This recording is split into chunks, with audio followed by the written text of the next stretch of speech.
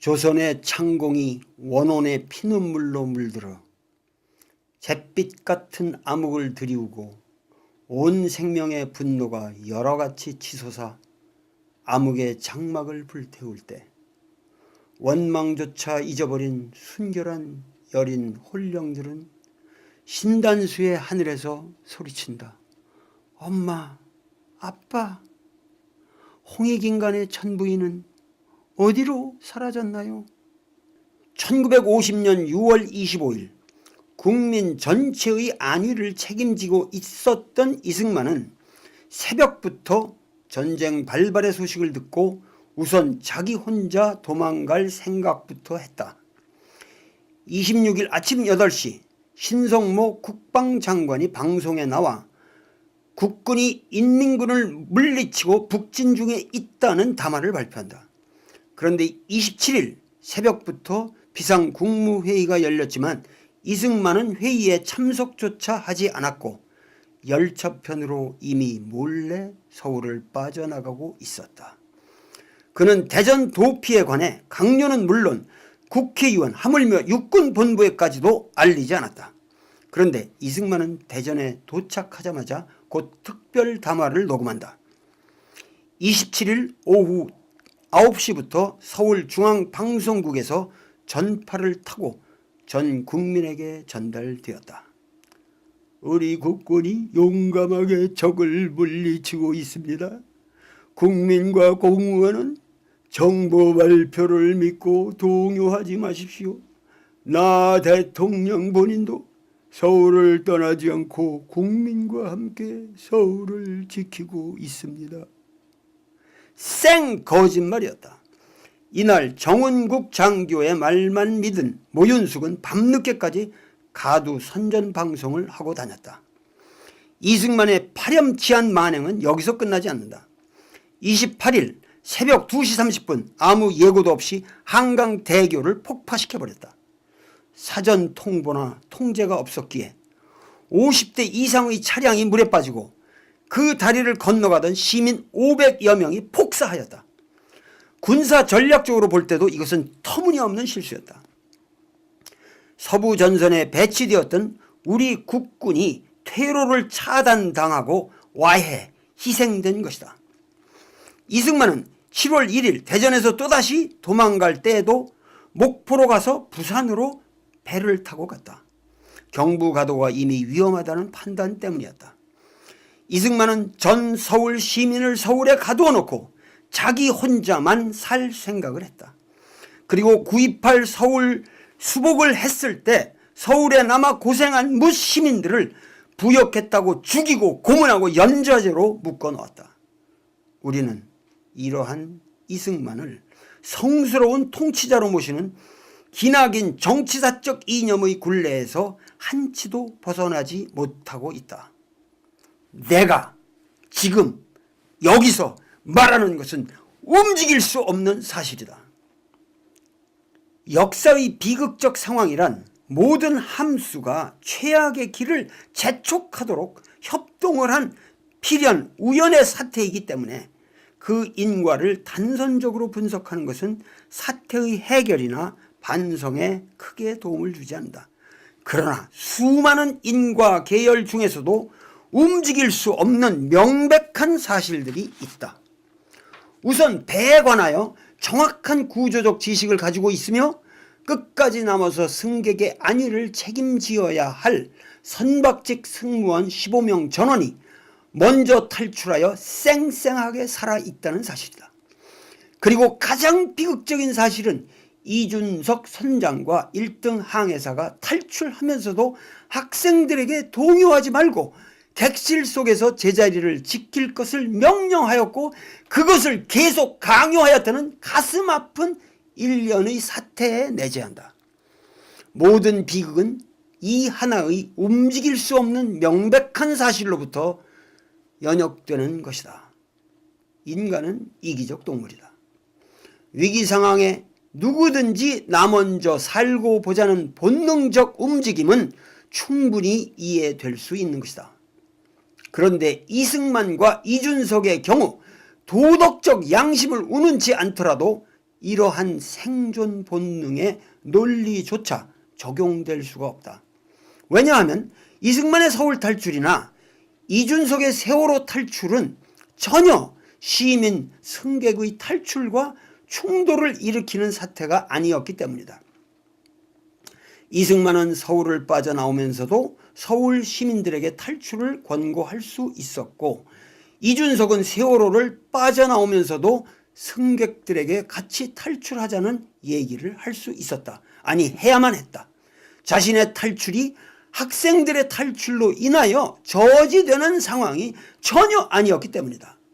일본 토호쿠 지진 때도 미야기 농고의 학생들은 다급한 상황에서도 소, 돼지 축사의 문을 열어주고 피신했다. 하물며 인간이랴. 이것은 이승만과 이준석의 DNA 심층 구조 속에까지 사람은 존엄과 보호의 대상이 아니라 통제와 관리의 수단일 뿐이라고 하는 비인성적 무책임한 의식이 자리 잡고 있다고 하는 사실을 전제하지 않으면 풀리지 않는다. 이들이 생각하는 코스모스는 다중의 죽음이다. 죽음의 질서인 것이다. 이것은 우발적인 사태가 아니라 우리 민족사의 구조적 사태인 것이다. 임진왜란이 일어났을 때도 선조는 대책 없이 먼저 도망을 쳤다. 사실 왜군은 이순신에게 해로를 차단당해 보급이 끊겼기 때문에 식량이 없었고 지쳐 있었다. 서울은 한강으로 둘러싸인 천혜의 요새다. 그리고 당시 서울에는 화약이 27,000근이나 저장되어 있었다. 한강의 대형 수송배들과 지형을 활용하고 강북 강변에 군사를 배치하여 대처했더라면 왜군의 도강을 쉽사리 막을 수 있었다. 그러나 선조는 가마를 메어줄 사람도 없어 우중의 말을 타고 쫄쫄이 비 맞고 굶으면서 북상에 북상을 거듭했다. 그러면서 이승만처럼 자기가 건넌 임진 강변의 건물과 배는 다 태워버렸다. 한번 생각해보라. 그가 의주까지 도망갈 때 그의 말을 이끌었던 말단 관리 리마와 임난을 승리로 이끈 불세출의 영웅 이순신 장군의 두 사람의 공헌을 평가할 때 누굴 더 높게 평점했을까? 외란이 끝나고 전체 훈공을 평가하는 자리에서 선조는 이순신이 일적추의 목도 베지 못했고 일적진도 함락시키지 못했다고 생 거짓말을 하면서 외란을 토평한 것은 오로지 자기가 의주에서 요청하여 온 천병 덕분이라고 말한다. 선조의 의식 속에서는 이순신이나 외적과 피 흘리며 싸운 의병들보다 자기 말머리꾼이 더 위대한 것이다. 호성, 선무, 청란, 삼공신, 도감의궤에 의거한 것임. 지금 전 국민의 애간장을 끓게 만드는 것은 세월호가 기울기 시작한 최초의 시각으로부터 적게는 20분, 넉넉하게는 2시간 정도 충분히 사태 해결을 위한 구명 결단의 여백이 있었다는 엄연한 사실이다. 그러나 그 어느 누구도 이 최초 절명의 황금 시간에 아무런 결단을 내리지 않았다. 언론은 부정확한 보도로 사태를 흐리게 했을 뿐 아니라 모든 관련된 국가행정부서의 사람들은 혼선을 빚기만 하는 다양한 대책본부를 꾸리기만 하면서 책임을 회피하고 황금 시간을 허송했고 또 거짓말만 남발했으며 그 사건 현장에 당도한 그 어느 누구도 학생들이 애처롭게 죽어간다는 것을 이 끔찍한 사실을 목도하면서도 주체적인 판단을 내리지 못했다. 이순신이 좌수사로서 당시 세태의 관행에 역행하여 임난 직전에 수군과 화포와 전술과 전함을 정렬해 놓았다는 이 사실은 오로지 그의 독자적 판단에 의거한 것이다. 이러한 이순신에게 선조는 원균의 모함을 빌미로 종족죄를 씌워 서울로 끌어올리자마자 심한 고문을 가했다. 삼도 수군 통제사로서 5년 동안 나라를 구한 명장을 함부로 나국한 것이다. 이순신은 노량해전에서 전사할 때까지도 그 지독했던 고문의 후유증에 시달렸다. 우리 역사는 구조적으로 책임을 질 줄 아는 결단의 인물을 키우지 않았다. 호골이란 성군 문왕의 다스림이 없이도 태어난다고 맹자가 말한 그 리더십의 주인공들에게 경의를 표하지 않았다. 오로지 민중의 직감적 판단 속에서만 우리 사회의 정의는 지켜져 내려온 것이다. 이러한 사태는 현재 우리가 살고 있는 이 시대의 역사가 총체적 부실 속에서 결정권자가 부재한 상태로 표류하고 있다는 사실을 입증하고 있는 것이다. 그 총체적 부실의 주체는 다름 아닌 박근혜 정부이다. 그리고 이 박근혜 정부의 구조적 죄악의 책임은 궁극적으로 모두 박근혜 본인에게 돌아간다. 세월호 참변의 전 과정을 직접적으로 총괄한 사람은 박근혜 한 사람일 수밖에 없다. 그의 정부의 사람과 이념, 그 모든 것이 박근혜가 창조한 것이다.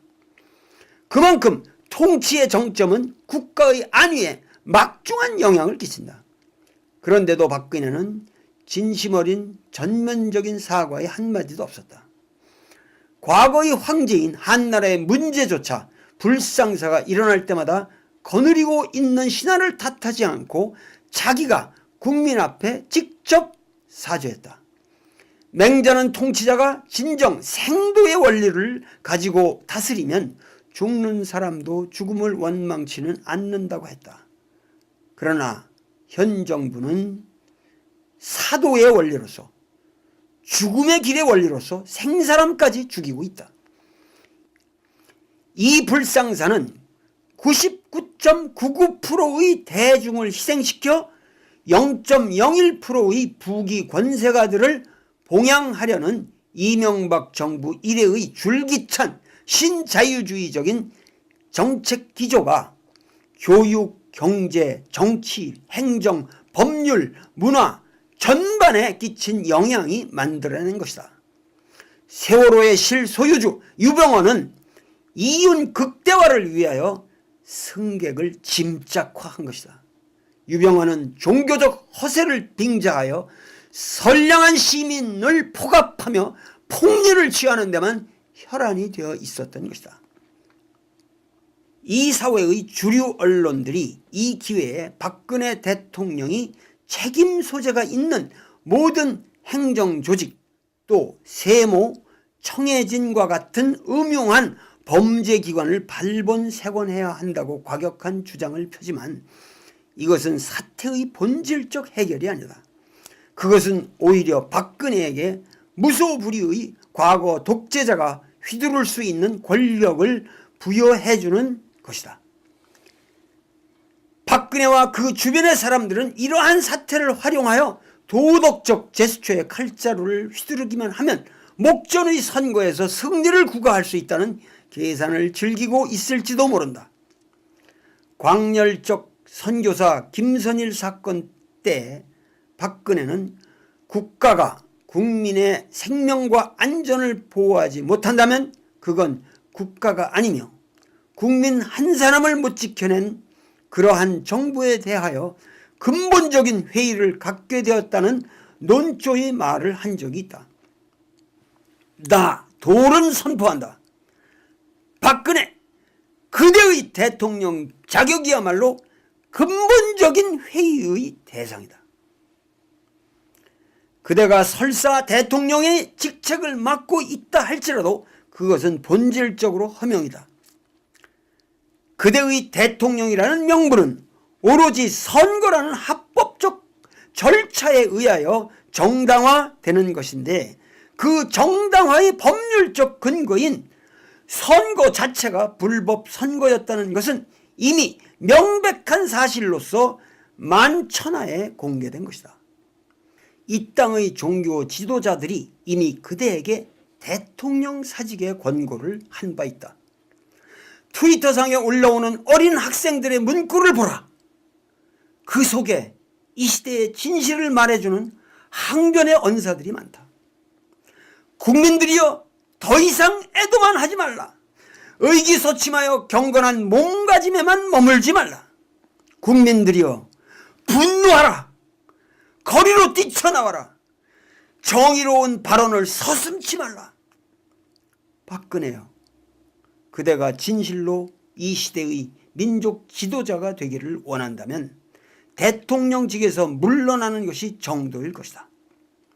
그러나 그것이 차마 여의치 못하다고 한다면 정책의 근원적인 기조를 바꾸고 거국적 내각을 새롭게 구성하여 그대의 허명화된 카리스마를 축소하고 개방적 권력 형태를 만들며 주변의 어리석은 유신 잔당들을 척결해야 한다. 그들은 통치 능력이 부재한 과거의 유물이라는 사실이 이미 명백하게 드러났다. 그대의 양신은 민족이다. 부자만 옹호하는 현 정부의 가치관이 빚어낸 부패와 무능, 협잡과 유착의 고리들이 우리 사회를 휘덮어 악취를 풍기고 있다. 대통령의 사과는 언변이나 몸짓, 슬픔을 가장하는 표정이 아니다. 그것은 사회의 시스템과 가치관을 근원적으로 변혁하는 것이다. 정치란 다양한 요소들이 합생하여 새로움을 창출하는 과정이다. 그대는 결코 우리 사회의 새로운 기폭을 창조하지 못했다. 규제를 왜 푸는가? 그대의 규제 풀음은 가진 자를 위한 것이다. 그대가 풀어야 할 규제는 사상 통제의 규제이며 언론의 규제이다. 유통을 장악하고 골목 상권까지 독점하는 모든 대자본에 대하여 규제를 강화하라. 중소자영업자들의 생활세계를 보호하라. 이것이야말로 민중의 갈망이다. 언론을 바로 세워라. 그대는 국가 개조를 말했다. 그러나 그대가 중심이 된 국가 개조는 악순환만 초래한다. 이 사태를 해결하기 위한 시스템의 근원적 변화는 그대의 시녀가 되어버린 검찰이나 행정체계가 중심이 되는 것이 아니라 보편적 원칙에 따른 국민적 합의가 창출한 새로운 기관에 의하여, 다시 말해서 국민이 주체가 되어 국민 스스로의 미래를 개혁해 나가는 과정을 그대가 적극 도와주는 그런 변화이어야 한다. 동무 이재만은 말했다. 투연진릉 이상의 대환이 없고 호연 낙선 이상의 대약이 없다. 맹자는 호선하는 것 하나만으로도 천하를 다스리기에 넉넉함이 있다 했다. 호선이란 낭문고원이다. 쓴 말을 듣기를 사랑한다는 뜻이다.